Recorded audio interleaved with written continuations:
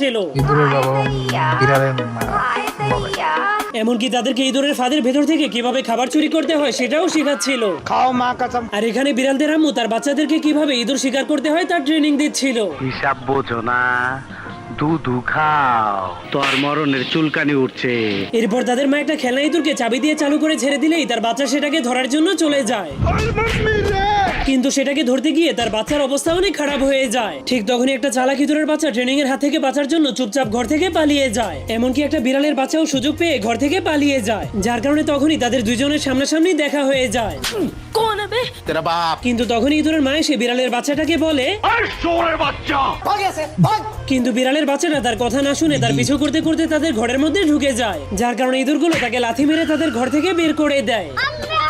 এই জন্য সে কান্না করতে করতে তার মায়ের কাছে গিয়ে ইঁদুরদের নামে বিচার দিয়ে দেয়, যা শোনার পর তার মা অনেক রেগে ইঁদুরগুলোকে মারার জন্য চলে যায়।